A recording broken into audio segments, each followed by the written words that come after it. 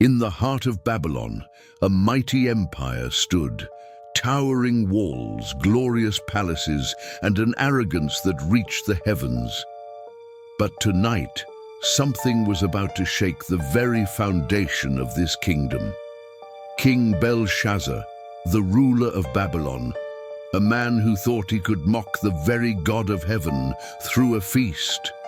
It wasn't just any feast. It was a night of defiance, a night that would forever be etched in history. The grand hall was filled with the sound of laughter, the clinking of glasses, and the rhythmic beat of drums. The nobles drank, danced, and celebrated, and in his arrogance, Belshazzar commanded his servants to bring the sacred golden cups stolen from the Temple of Jerusalem.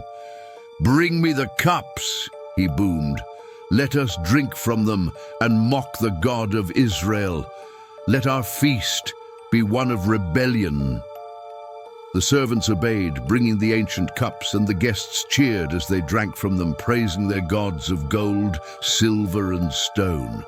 But as the wine flowed and the revelry grew louder, something else entered the room, unseen but undeniably present.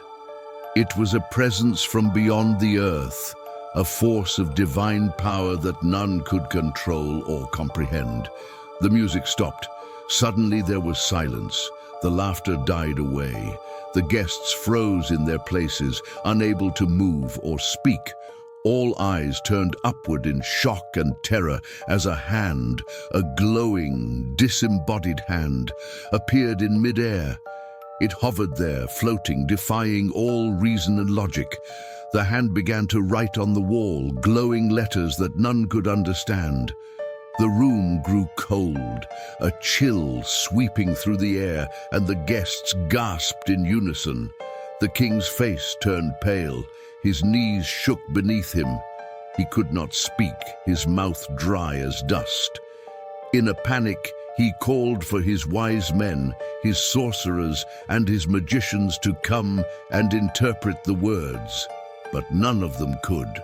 The writing was unlike anything they had ever seen, and their attempts to decipher it were in vain. The terror in Belshazzar's heart grew with every passing moment. And then, from the silence, a voice broke through, calm, wise, and full of authority. It was the queen, the only one in the room who was unshaken. She stepped forward, her voice clear and steady as she spoke. "There is a man in your kingdom, a man with the spirit of the holy gods. His name is Daniel." With nothing left to lose, Belshazzar ordered that Daniel be brought before him. The prophet stepped into the room, his presence calm, his demeanor unshaken by the supernatural event unfolding before him. His eyes locked on the glowing writing on the wall, and he didn't flinch. Belshazzar, trembling, begged him, "Daniel, I have heard of your wisdom. Tell me, what do the words mean?" Daniel didn't waste a moment. His gaze remained fixed on the glowing letters as he spoke, his voice calm, yet filled with the weight of divine authority. "You knew how God humbled your grandfather Nebuchadnezzar. You saw how the Most High brought him low, and yet you have not humbled yourself.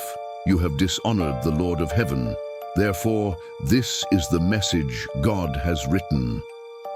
Daniel stepped forward and read the words aloud, each one a thunderclap of judgment. "MENE, God has numbered your days and they are finished. TEKEL, you have been weighed in the balance and found wanting. PARSIN, your kingdom will be divided and given to your enemies." The room fell silent. There was no argument, no defense to be made. The hand had written the future in glowing letters, and the meaning was clear. That very night, as the words of God were spoken, the enemy marched upon Babylon. The kingdom that had thought itself invincible was now doomed. King Belshazzar, in his defiance, was slain. The prophecy had been fulfilled. Just as the hand had written, the kingdom fell, and the wall, once glowing with the words of God, remained silent. The guests, the nobles, and the king were all gone. The only sound that remained was the distant echo of the enemy army, their footsteps marking the end of an era. The wall now stands silent, its message forever etched in history.